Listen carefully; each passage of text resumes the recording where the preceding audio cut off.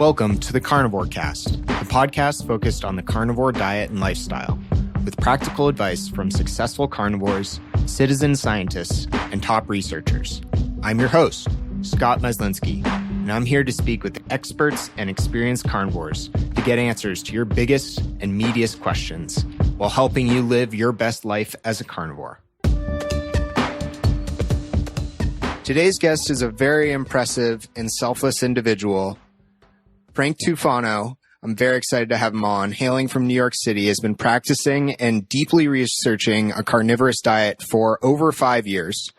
He's created hundreds of YouTube videos diving deep into nutrient density, fatty acids, fasting, supplements, vegans, raw versus cooked meat, food palatability, organs, and much more. Frank is also a bartender, model.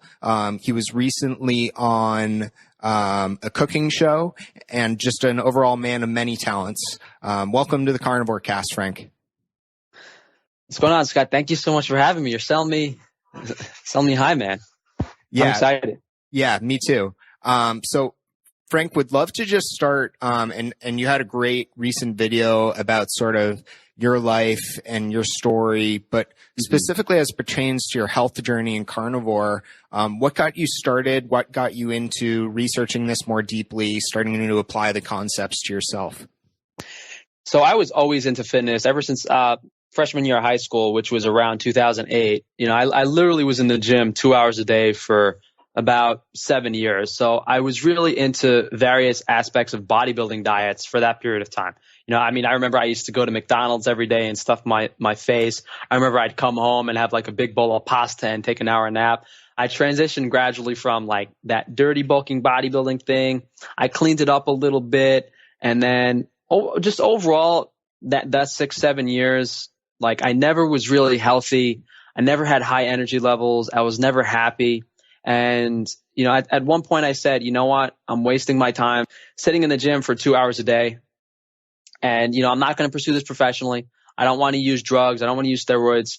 This is definitely not healthy. You know, bodybuilding is arguably, it's interesting. It's very contradictory. It's everyone's so into how they look and the muscles and stuff, but it's literally one of the unhealthiest things you could do. And that got me exploring, you know, what actually is a healthy diet. And I came across a guy named Paul Chek and his YouTube videos, and he has a book, How to Eat, Move, and Be Healthy. That really turned me on to what nutrient density was, because I discovered Weston Price's book. I discovered Nora Gagatis, Primal Body, Primal Mind. And these kind of books, and those two specifically, Nora Gagatis, Primal Body, Primal Mind, and Weston Price, Nutrition and Physical Degeneration, kind of put two things together, that a keto diet can be optimal for energy levels, and that the nutrient density is the most important part of achieving optimal metabolic health and body function. And I kind of figured, well, I literally have been eating 3-4 pounds of sweet potatoes a day without any energy. So maybe I should try keto, and that, hey, I haven't been eating these nutrient dense foods. So maybe combining these two things, maybe I'll have energy and I will be optimally healthy. That was kind of my thinking when I was getting started about 6 years ago. Yeah, that's really interesting, and thanks for sharing your story. So would love to get into that piece of nutrient density, and I know you talk about it a lot on your channel, but I think what would be helpful, just first of all, to define for folks is what is nutrient density, because a lot of people talk about getting nutrients from fruits and vegetables, but how do you think about nutrient-dense foods? And then we can get into sort of how that applies to a carnivore diet as well. Overall nutrient density is, people have to understand the importance and the role of vitamins in the body in general, and that the bioavailability of these vitamins from animal foods is specifically what we're looking at. Because just because you consume fruits and vegetables and get some vitamins on paper, you know, I mean, one example is that they can label beta carotene as vitamin A, but reality is it has to be converted in the body. Each food has different conversion rates of carotenoids to vitamin A. You need fats, you need other things to metabolize vitamin A. Same thing with, the plant form of vitamin K versus vitamin K2. There's the main plant forms are vitamin A and vitamin K. Those are the main two concerns. But, we also need to get vitamin D3 from the sun, and there's vitamin D3 in ample amounts in certain animal foods. Vitamin C and vitamin E is also in animal foods in large amounts, which is another thing that people don't really emphasize. And of course, the DHA and the beneficial fatty acids, especially monounsaturated fats, are something that's not really mentioned. But the overall summary is that people don't understand the importance of these vitamins, and that the paper value and consuming them through plant foods is not actually how we achieve them. So it's really understanding that the most important aspect of nutrition in general is your vitamin intake. And in order to achieve that vitamin intake, it has to be through these animal foods. Because of how the human digestive system is. We're not ruminants. Yeah, that's great. That makes a lot of sense. And definitely, I like the focus specifically on human physiology and how we absorb certain types of nutrients from certain foods. And getting into that a little bit deeper, how would you compare a carnivore diet based primarily on muscle meat? And let's just focus on muscle meat versus adding organ meats, fish, etc. And then later we can also touch on fatty acid ratios in grain versus grass-fed animals as well. That's very difficult because those generally do tend to tie in. So the reason you consume organ meat specifically, like the reason you would eat liver, is to get some vitamin A, some vitamin K, vitamin C. Liver has pretty much every single fat-soluble vitamin in large amounts. And the only thing liver doesn't really have is a super high amount of omega-3. But when you look at a food like brain tissue or salmon roe, those have incredibly high amounts of DHA, and salmon roe in particular has all the fat-soluble vitamins. It has vitamin A, vitamin E, vitamin C, vitamin K2, vitamin D3, and salmon roe is unique in a sense for its vitamin D3 content. But what you're basically doing is, by incorporating organ meats, you have all these vitamins in ample amounts. So by following a zero-carb diet and not consuming organ meats, what you're doing is you're removing inflammation, but it's like you're so close to one aspect of optimal health, and you're just not there yet. Because for me, the two things to achieve optimal health are remove inflammatory foods and optimize your vitamin intake. But it's just really interesting how much, just by removing inflammatory foods, how much better people feel. So in the context of someone consuming muscle meat specifically, the nutrients they're getting in muscle meat really might just be, if it's grass-fed, maybe there's a small amount of vitamin A and a small amount of vitamin K2. But, the fatty, you might be getting some omega-3s, but just compared to the vitamin content of organ meats, all right, unless you were literally eating like a pound of high-quality grass-fed beef fat, like if we're talking about like a super fatty marbled grass-fed ribeye and you're only eating those all day, or like maybe beef, let's say you get some beef belly that's grass-fed. If you're consuming incredibly high amounts of the highest quality grass-fed muscle meat, which I don't think anyone will ever do, then that might be a discussion about you can actually achieve some nutrient density. But those vitamins you're pretty much getting in organs are vitamin A, vitamin K2, vitamin D3. You're getting DHA. Those are the main focuses. And then, iodine, magnesium, potassium, that's opening up. And then there's a whole bunch of other minerals and things that I probably can't even remember that are important in those specific foods. Yeah, that's great. That's a really good overview, Frank. And I really appreciate, if folks want to dig in more, you have a lot of great information on your YouTube channel, digging into specific types of organ meats, specific types of fish, ways to get a lot of these different vitamins and essential fatty acids. And I guess two questions that come to mind, and I'm just saying this because I think I know some of your answers on it, but you articulate them so well. One would be, you see sort of this bias of a lot of carnivores who have been on this diet for 5 years, 10 years, who are eating only muscle meat, are eating only grain-fed foods, don't show obvious signs of nutrient deficiencies. What would you say about them? And then two, in terms of the RDAs, we know these vitamins and essential fatty acids are important for those on a standard American diet, at least as far as I understand, that's how a lot of them were established.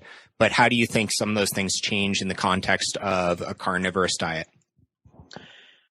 Okay, so first I just want to say, touching back to what I was talking about earlier, my dad always told me, you're thinking too much, stop thinking too much. And by thinking a lot and observing things, I've been able to come to simple conclusions. So although me talking about one food in particular and going into this crazy detail, yes, a lot of that stuff is not necessary. And at the end of the day, all I want to be able to do or tell people is, listen, this is what you do. This is how you can be healthy. That's why in one of my YouTube videos, I say, hey, if you just take these 3 supplements, you're good. You don't have to eat organ meats. But this leads into why these people are only eating muscle meat. It has to do with their closed-mindedness and their lack of objective thinking and willingness to try things.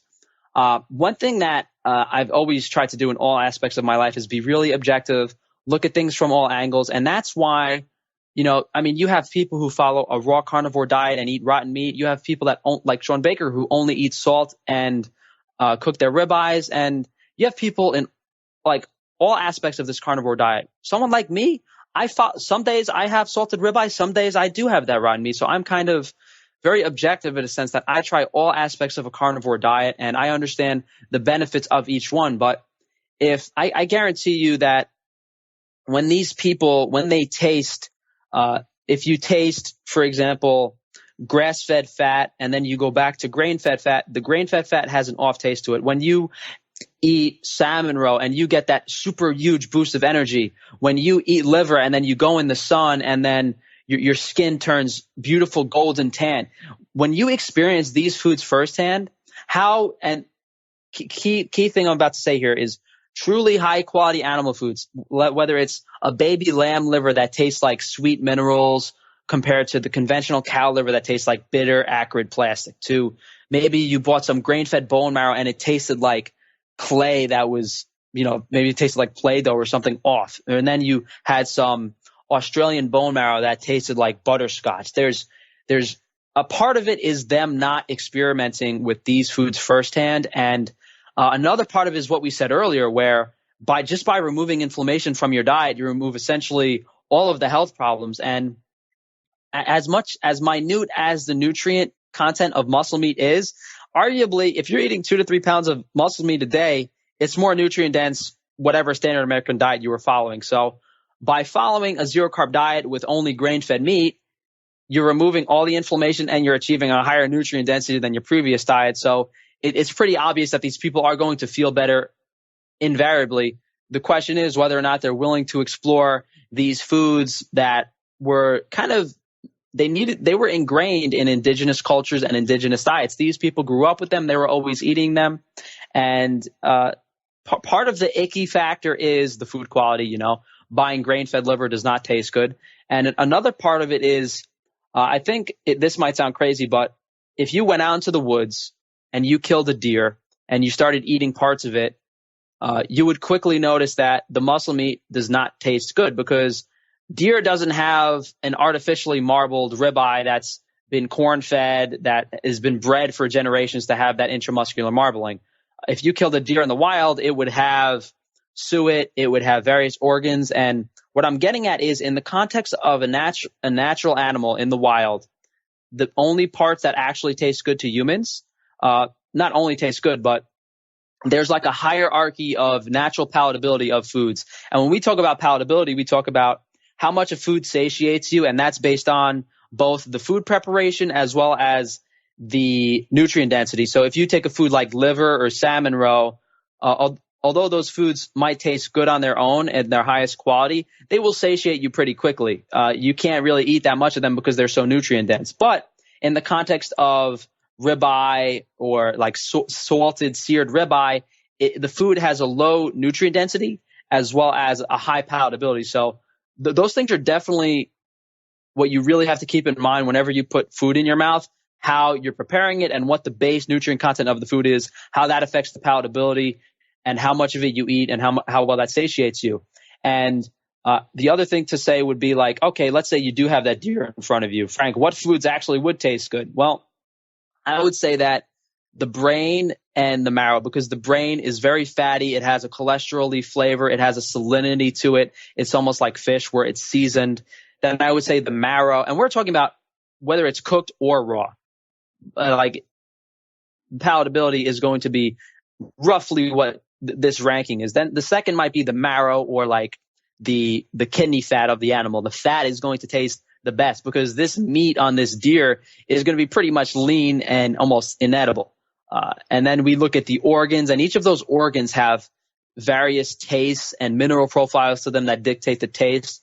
There are a lot of examples in nature of like a bear that has already adequately fattened up would only kill salmon that had eggs in it, and he would eat the roe of the salmon and leave the rest for the wolves or whatever. There are examples of, what was it? The killer whales were eating shark livers. They were just killing the sharks and eating their liver. There's examples of, when a carnivore kills a lion kills a zebra, they eat the guts first. The animal stores their nutrition in the guts. And I know there's a whole bunch of points that I just touched on, but another thing to keep in mind is, I had a video that I just made a couple days ago, or just today actually, that the way we raise our animals is unnatural. And that, there's a reason the Maasai never talked about that grain-fed ribeye seared over charcoal, finished with Celtic sea salt and aged balsamic vinegar, because those ribeyes didn't exist. The reason we have these ribeyes and this ground meat is because of modern animal raising and preparation methods. There's a whole bunch of information to digest there, but to sum up that quickly, it really is closed-mindedness, not looking at how foods naturally occur in nature, and not really just, not willing to try these other foods. And really, unless you've literally tried a raw carnivore diet using these super high quality animal foods and incorporating them into your diet, I honestly cannot believe that someone can tell me to my face that, especially grain-fed beef fat and these foods, that they don't have off tastes to them, that they don't feel better eating other foods. To me, and these people that have done it, I'm not going to mention specific names because I don't remember the details too well, but these people, they have been consuming, generally speaking, pretty much salted, cooked meat for 10, 20 years. And when they're asked about, have they tried liver, they say, oh, maybe I've tried it and I haven't really liked it. I guarantee you those people have not tried high quality liver. I guarantee you those people have not tried raw liver. I guarantee you those people don't even know that there's vitamin C in liver, No, that's great. That's great, Frank. I really like that sort of framework you use of both negative things that you're removing from the diet, and also ways to improve the diet, make yourself feel even better by boosting yourself with these nutrients. Mm-hmm. And I think it's great how you have such a wealth of knowledge, and you combine sort of science-based approach of knowing a lot about nutrients and nutrient quality and the effects on the body with anthropological evidence, evidence of animals in nature.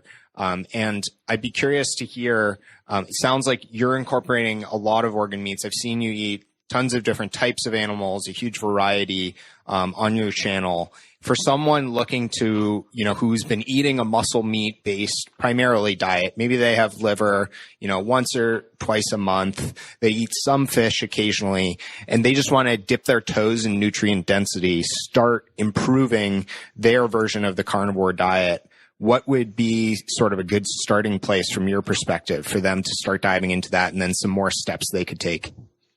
Okay, before I go into that, do you want me to go over food palatability a little bit, or the RDAs? Yeah, that'd be great. Okay, that'd be great. and I'll do that. I'll do the starting point. So, the other thing I want to touch on food palatability is, and this is what I like to tell people: get something that's very high in nutrients. Go to like a local sushi place and get some really high quality sashimi, and see how much sashimi you could eat.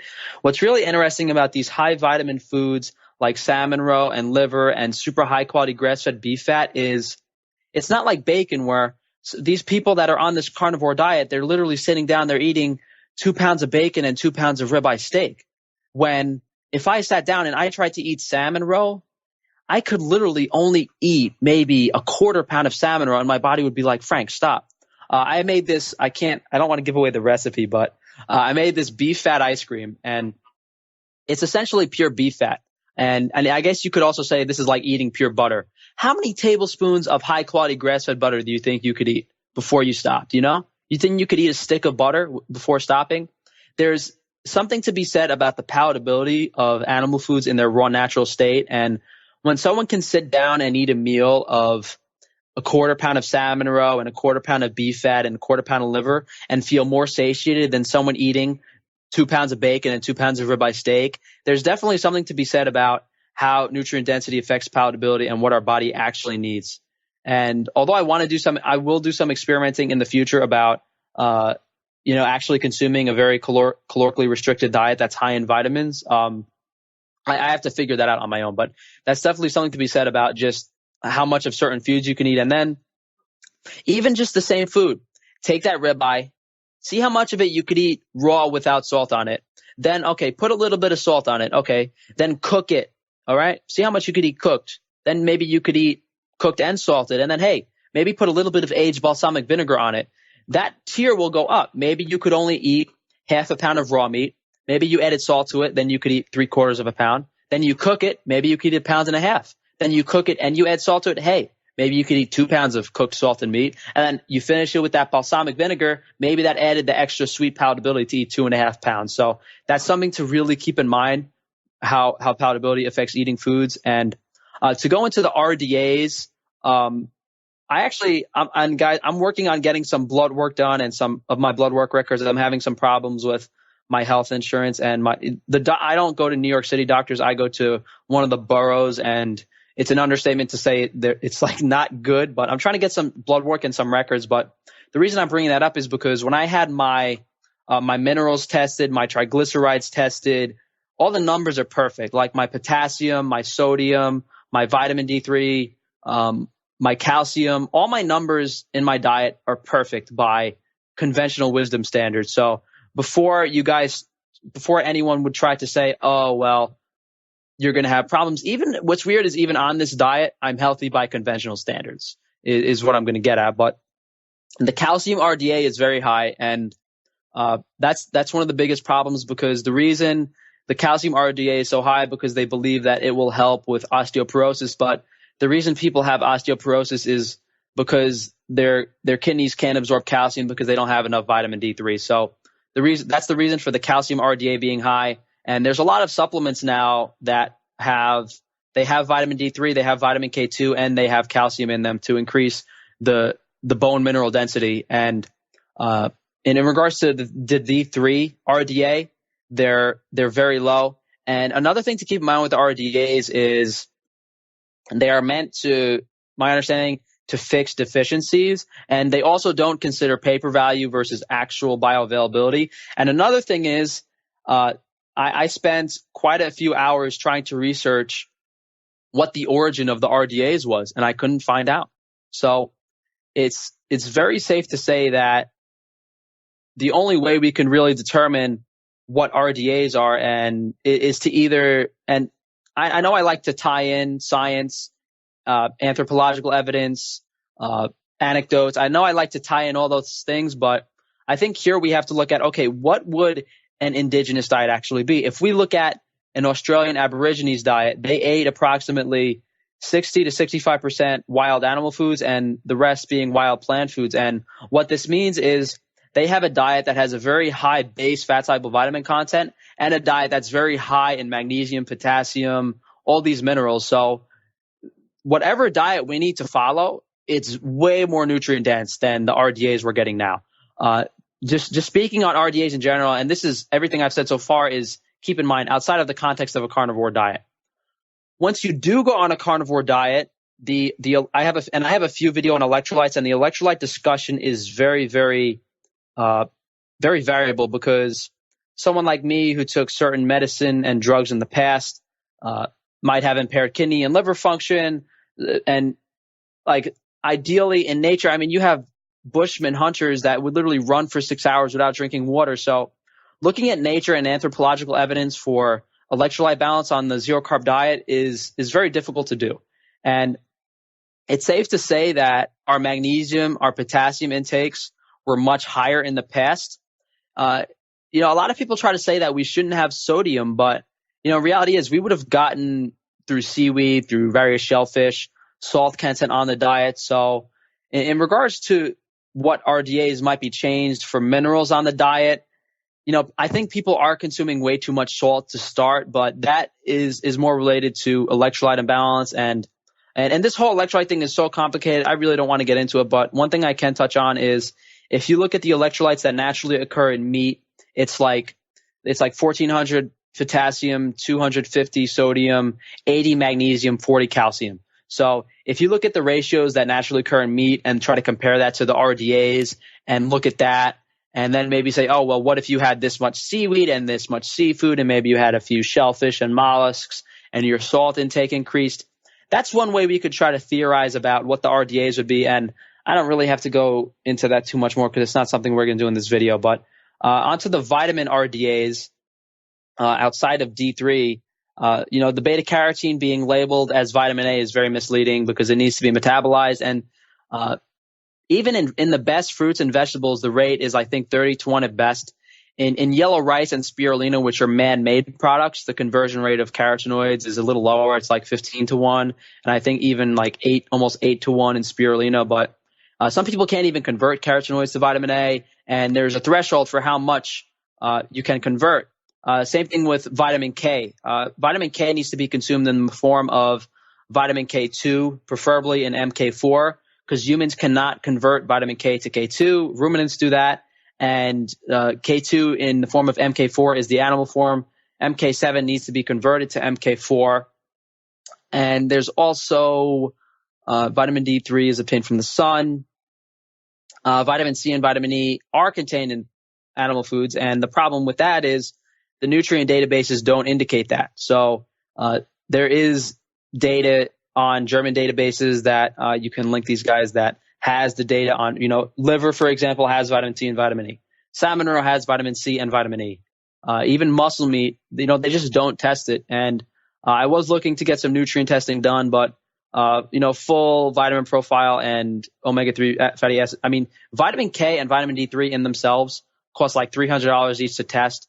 The other vitamins are around $150 each. So you're looking at roughly $1,000 to test the food for its vitamin content. So that's not something like, these laboratories and these food companies don't want to test these foods for every vitamin. It's very, very expensive, especially considering farmers and people that tend to sell these meats and these products don't exactly have a lot of money to spend on this testing. So basically, to be conclusive, the RDAs are each one, and each RDA you could talk about, each vitamin, each mineral has its own specific explanation and scenario. And the overall thing is very complicated. The best solution to that and an easy way to go about it is to consume natural foods, to not salt your food too much, and ideally higher quality foods will have more balanced mineral profiles. And we didn't even touch on that soils are depleted now and the mineral content of foods is lower than it is. So there's definitely a lot more complicated stuff to talk about specifically into RDAs and balancing your minerals. But the answer is pretty simple. If most of these people on this, most of the people on this zero carb diet and that eat these foods, they don't run into problems because the answer is what they're doing. They're just eating meat. And although it can get a little complicated here and there due to those factors that I talked about, there's a big difference between feeling okay and achieving optimal health in this. Frank, a lot of those areas you touched on with the anthropological evidence, and also I found it really interesting in one of your recent videos where you compare grain-fed and grass-fed meat and saying the explanation that I eat this and I feel fine is not a good explanation and is not really sufficient evidence. We should look at how we feel, but you give the example of, I believe it was your father, you said, has eaten a loaf of bread for 40 years and says he feels great. That doesn't mean it's the right thing to do. Yeah, I could talk about that. So let me just think to see if I forgot anything first. So one other thing to touch on might be in the context of bioavailability is ruminants have drastically different digestive tracts. That's why cows can turn the carotenoids into grasses into retinol in their fat. That's why cows turn vitamin K in the grass into vitamin K2 in their fat. That's why these cows literally ferment cellulose into fatty acids, which is capabilities that the human digestive system doesn't have. That's something that's definitely worth noting in the context of plant bioavailability. But to touch on people saying, I feel fine, I feel good. Yeah, my dad literally eats about a loaf of bread worth of wheat every day. He'll literally wake up, he'll have pancakes, he'll have a deli sandwich for lunch, and he'll have pasta for dinner. He will eat an inhuman amount of wheat. And he's not on, he's 65. I think he's around, I don't want to give an exact age, but he's around, in his late 60s. He doesn't really exercise too much. He doesn't do anything healthy. He eats like complete crap, and he still gets up every day. I mean, he does drink coffee, but he makes jokes. He's happy. He has energy, and he says he feels good. And to me, if someone says they feel good on that diet, it's like, what do you mean? What do you mean you feel good? Good is relative to what? For people to say that they feel better eating grain-fed beef, when the reason they feel better eating grain-fed beef is because of their omega ratios, and then to say that they don't feel better eating grass-fed meat doesn't make sense. They're contradicting themselves, because they say they feel better when they ate meat that had a better fatty acid profile, but they're saying that they don't need to improve it anymore. To me, that doesn't make sense. And the real thing in grain-fed beef versus grass-fed beef in the omega ratio is just really the 3 to 6. It has much higher omega-3 and almost 3 to 5 times higher, as well as much lower, slightly lower omega-6. And it has the vitamin content. But keep in mind, when we talk about grain-fed versus grass-fed muscle meat and the fatty acid profile, we're not talking about the red flesh. We're talking about whatever intramuscular marbling or whatever fatty deposit is on your steak. So it's a fairly insignificant amount that we're even referencing, unless you're eating super, super fatty meat. So it really is, even though we're making a comparison and saying, yes, the amount of nutrients and omega-3s in the grass-fed fat will be higher in your steak, it's still a drop of water in the bucket compared to consuming actual grass-fed beef fat and organ meats and other things. Like, this argument to me is it's not really an argument that needs to be made, because when we're talking about nutrient density, muscle meat isn't that important. What I can say is what does happen is the monounsaturated fat raises in the grass-fed beef. The polyunsaturated fat ratio changes as well for the positive. What you really want to see in a food is a super high monounsaturated fat amount, a pretty low polyunsaturated fat amount, and the rest saturated fat. That's why when we see these grain-fed chicken and pork have super high poly, and when we see a lack in quality of the pasture, the mono is low. That's the basic, like, layman terms, what you should be looking for. Yeah, that's great. And getting back to nutrient density and adding in some of these foods, if someone was eating primarily fatty grain-fed meat and wanted to start adding more nutrient density to their diet, what would you say to them should be some of the first things they should pick up, and how should they experiment? Is it, getting canned cod liver? Is it going and getting some high quality salmon roe, some grass-fed beef liver? How do you think about that? So I did make a video talking about supplements, and what we have to understand first is, all right, what are we actually trying to achieve by eating organ meats? We're trying to get essentially really only 2 vitamins and then some omega-3 fatty acids. So what we want to get is vitamin A in the form of retinol, vitamin K in the form of MK2, preferably MK4. Vitamin K in the form of K2 in the form of MK4, as well as omega-3 fatty acids, EPA and DHA. And those can really simply be achieved with a high-quality cod liver oil supplement and a vitamin K2 supplement. That's literally all you need to do. The difference between obtaining the only thing you might be missing is some vitamin C. And although people will argue vitamin C is not necessary on the carnivore diet because you're not consuming glucose and the metabolic pathways aren't inhibited for vitamin C, you could take so basically, if you take a cod liver oil supplement, a vitamin K2 supplement, and a vitamin C supplement, that's pretty much achieving what organ meats do. Now, if you want to actually eat the physical, or cod liver oil is technically a food. It's not really a supplement in some cases, but if you do want to eat what most people consider actual foods, then liver pretty much knocks out everything besides omega-3 fatty acids. And then you could say, okay, do I want to eat eggs for more omega-3s? Do I want to eat some brain tissue? Do I want some fatty fish? If you're eating fatty fish, you pretty much knock out every concern. If you're eating salmon roe, that's pretty much everything. If you're eating eggs, the only thing you might be missing from eggs is vitamin C. And then the vitamin K2 and vitamin A content of eggs depends on the pasture quality. So theoretically speaking, you could follow a steak and eggs diet and take a vitamin C supplement or have a little bit of liver and be completely nutrient dense. You pretty much have to understand the easiest way to answer this question is if you understand what nutrients occur in what animal tissues, then you could pinpoint what you need to consume in your diet.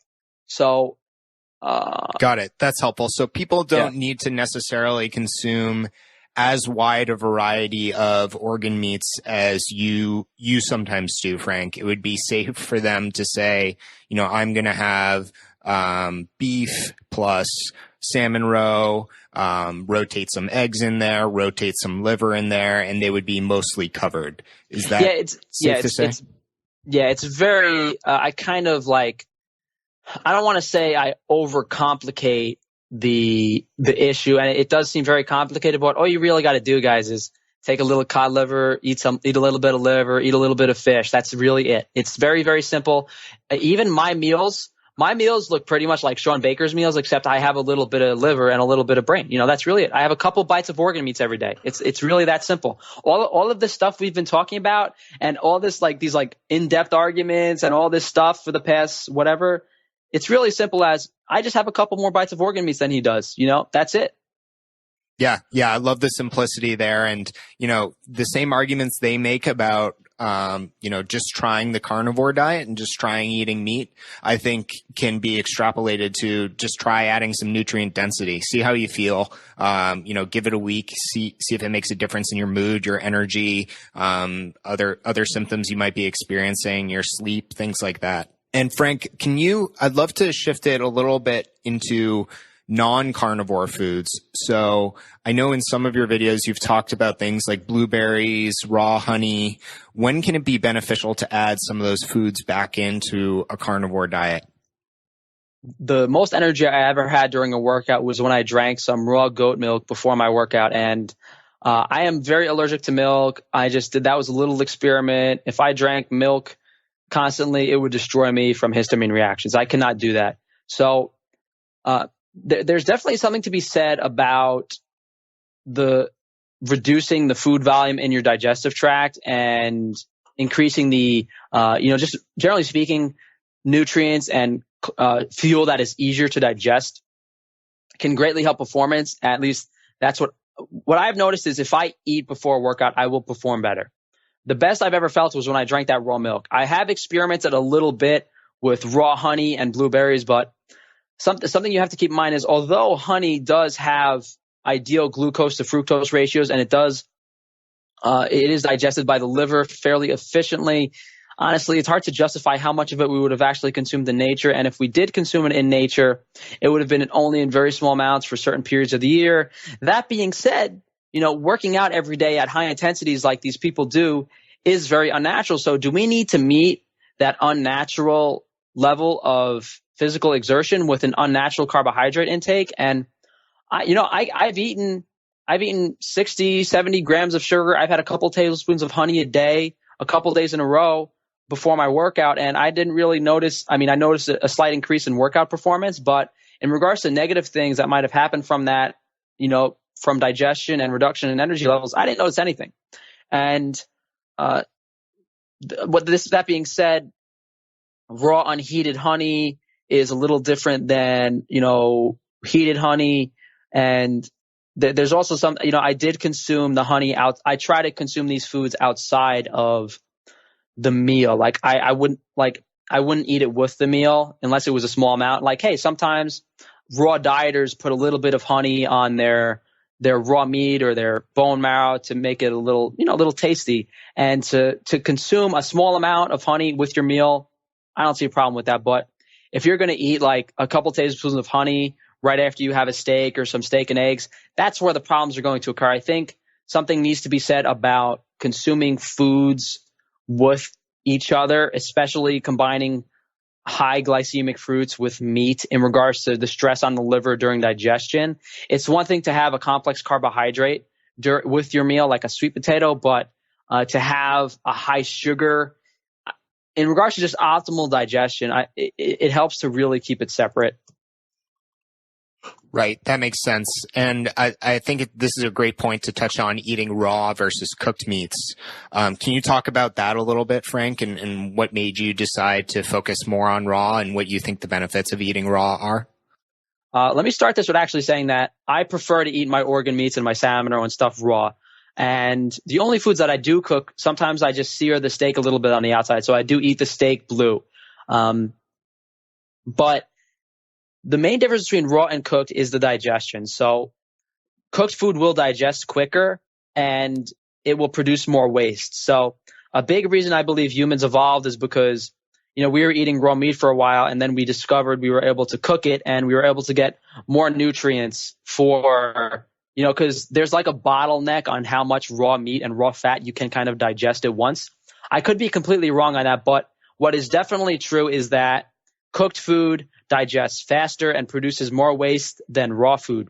What that mean, and that being said, when I was doing my physique competition in 2015, I would wake up, I'd eat as much raw meat and fat as possible with little liver, and then I'd do the same thing at night before I went to bed. So it's definitely possible and perfectly fine to consume raw meat, and you can get enough calories on raw meat, but the digestion is very different.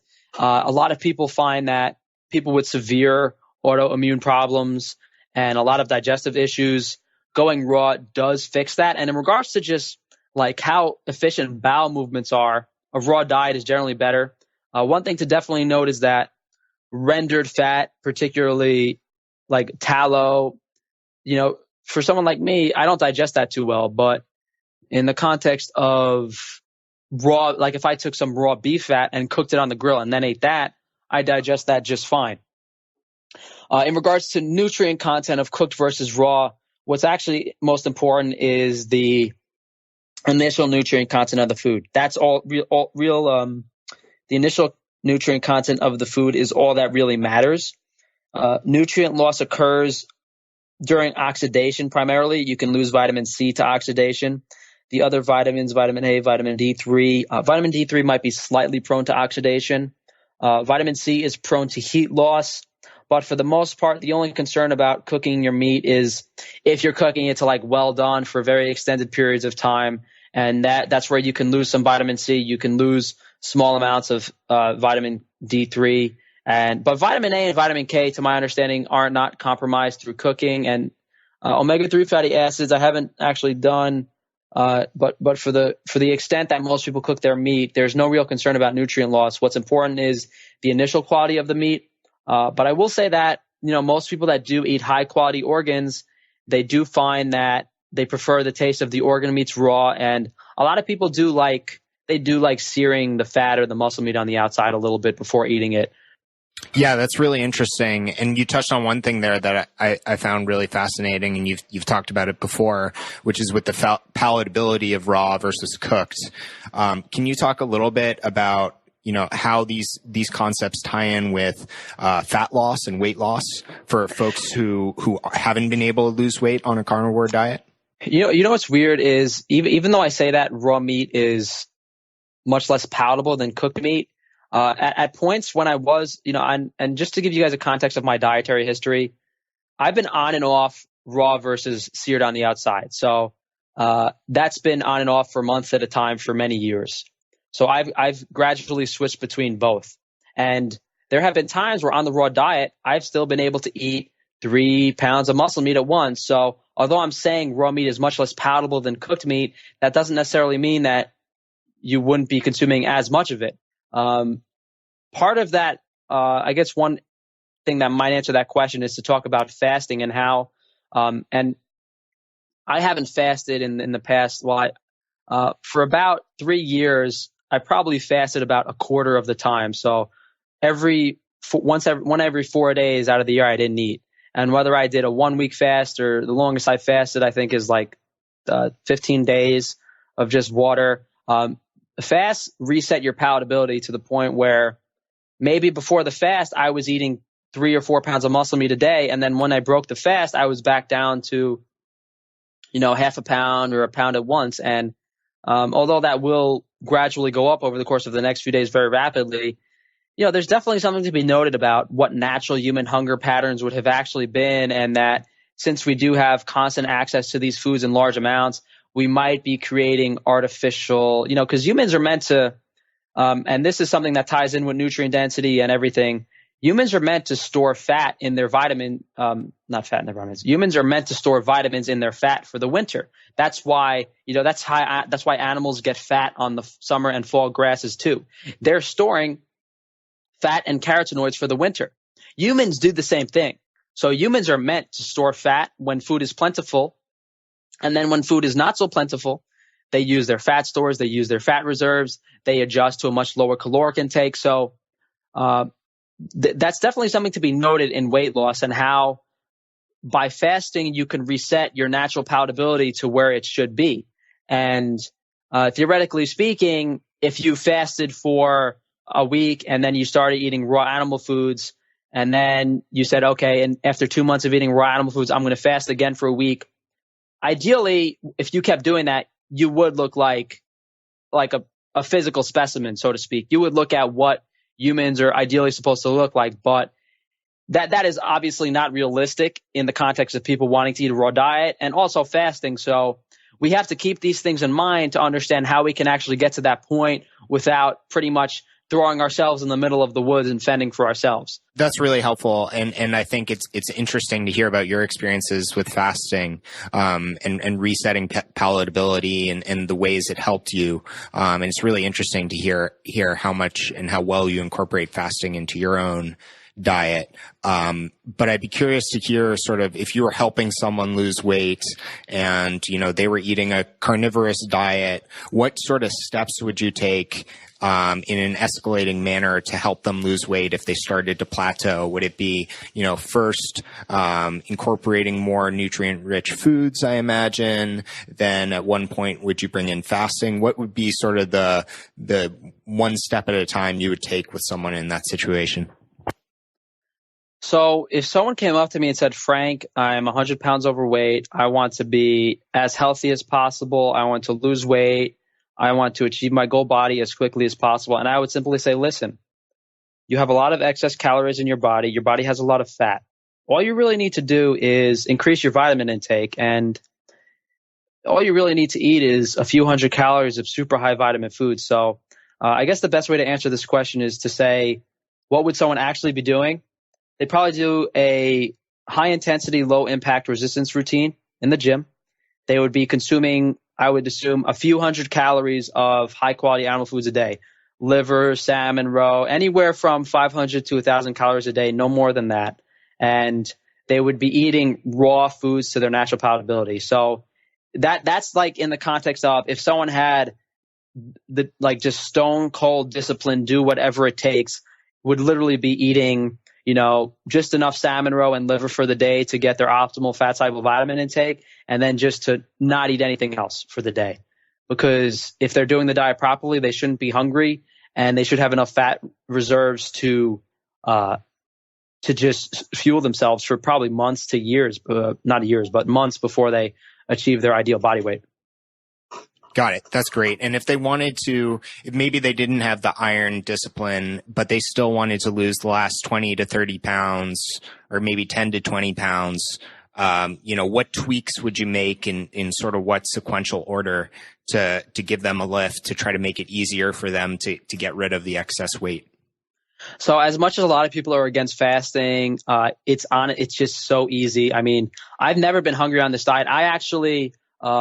I did a couple experiments this week. I ate only sweet potatoes for 2 days, and then I ate only seaweed for 2 days, and I fasted yesterday. So I've never been hungry on this diet, and I think that you shouldn't be hungry on this diet if you're doing it properly. So if you literally just fasted for a day, that would reset your palatability exponentially. And if you're not willing to reset your palatability through fasting, what you could do is you could try to replicate what resetting that palatability would do. So maybe you could just eat a much lower caloric, theoretically speaking, if you didn't eat for a week, maybe you'd only want to eat 500 to 1,000 calories worth of meat. So you could do that for a day or two, but then there's the other factors that tie into this are just the super high satiation levels of salmon roe and liver, and even fat. Eating just pure butter for satiation is another thing. If someone ate a few tablespoons of butter instead of their meal, they probably wouldn't be hungry. There's so many things to tie in and so many answers to that question of taking steps in order to lose weight. But if you were actually from my perspective as a personal trainer and a client that comes to me, for the average person, I guess I would say, listen, try to not eat in the morning, because what happens is if you eat in the morning, you're going to be hungry for later in the day. That first meal you eat will stimulate your hunger. So ideally, if you just waited till the end of the day or lunchtime to eat, you're reducing the amount of meals you eat. That's a much more approachable way to go about it. But if you didn't want to reduce your calories at all I would say is, listen, try to eat to the point that you're not full. Like, say, okay, there will be a point when eating when you say, okay, after a few bites, you're like, oh, I'm not hungry anymore.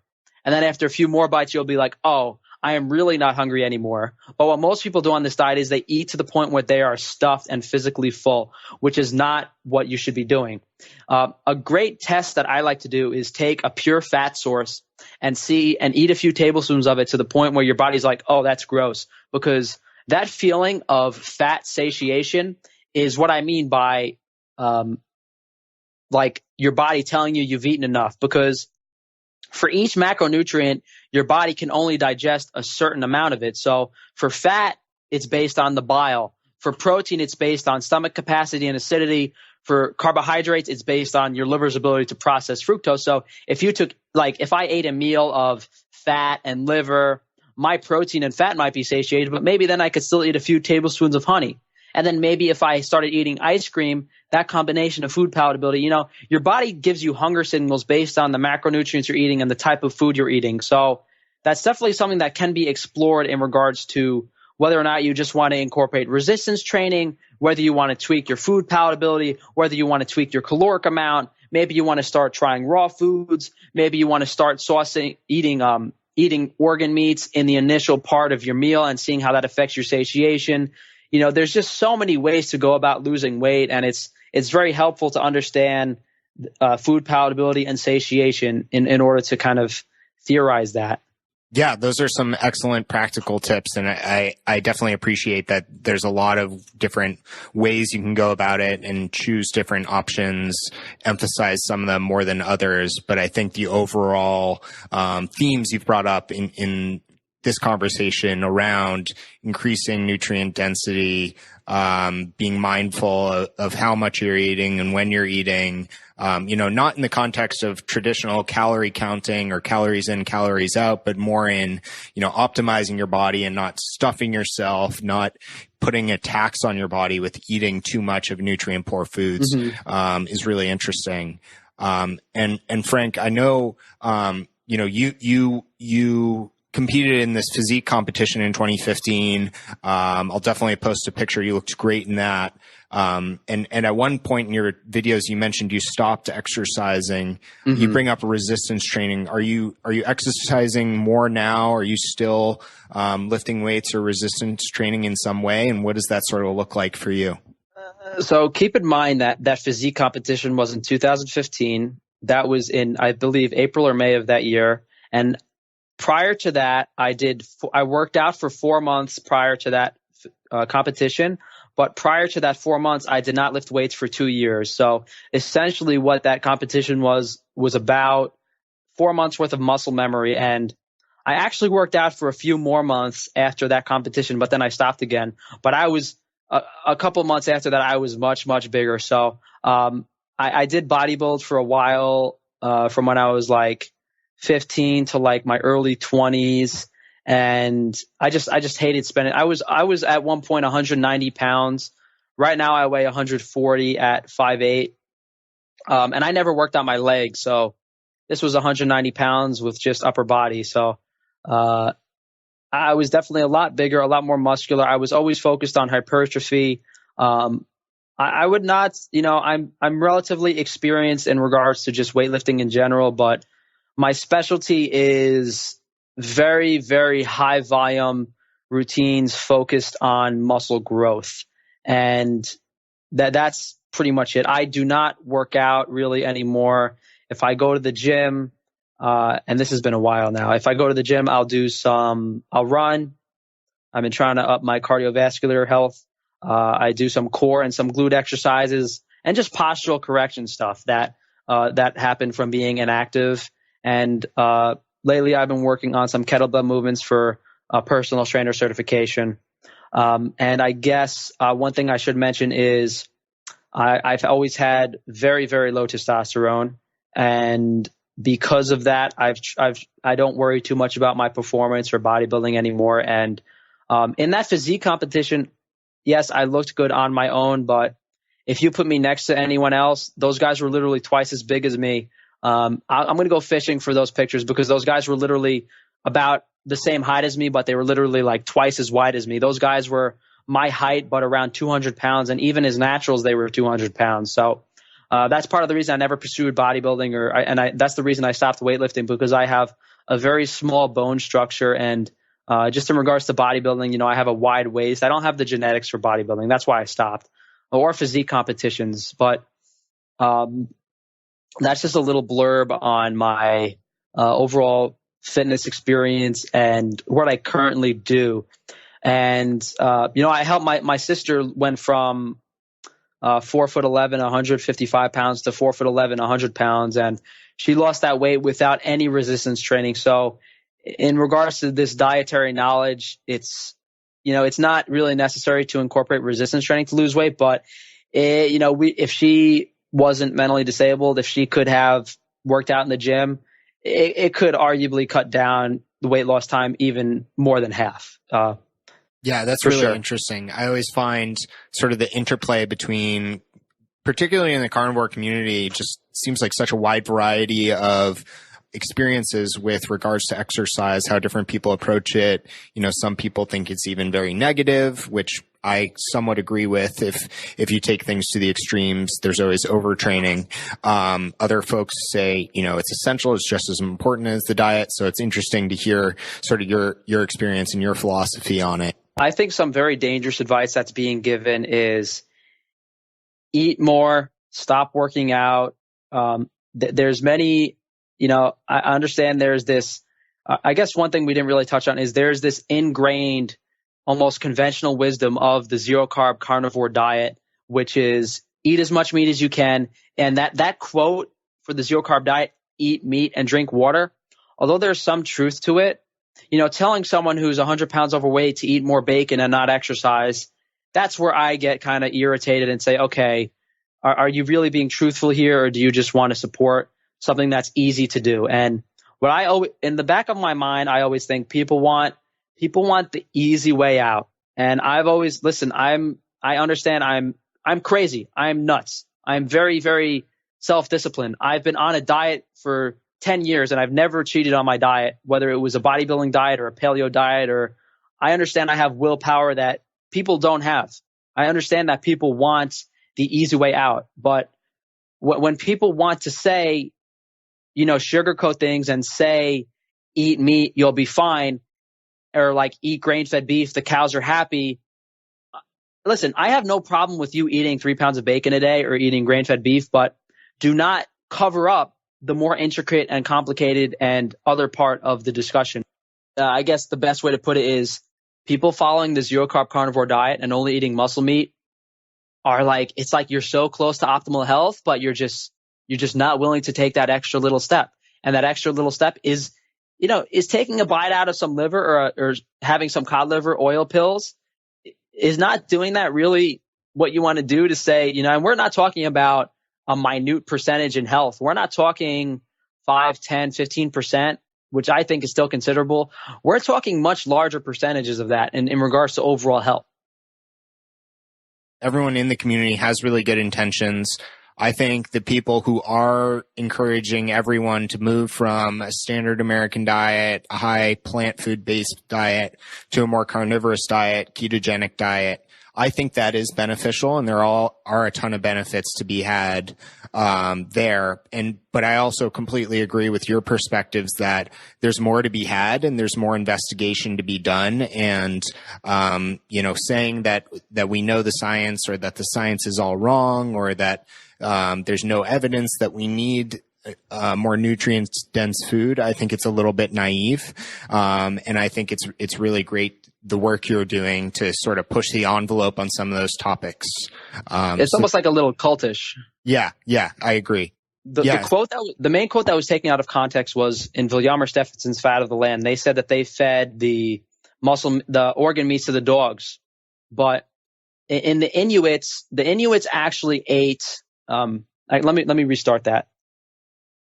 They said they fed the organ meats to the dogs, but what they failed to mention was there were about 10 other quotes in that book speaking about their preference for the liver of certain fish. They spoke about their preference for the back fat of certain animals. They spoke about specific organ meat preferences in that book as well. So that quote is taken out of context a lot, as well as you have to keep in mind the nutrient density of just the fat and the fish that these Inuits were eating is probably dozens to hundreds of times more nutrient dense than grain-fed beef. So that's not really a good analogy to make. And the diets of those indigenous people is far more complicated than just saying they ate muscle meat. That's very misleading, and those quotes are taken out of context. A great book to read on that is Vilhjalmur Steffenson's Fat of the Land.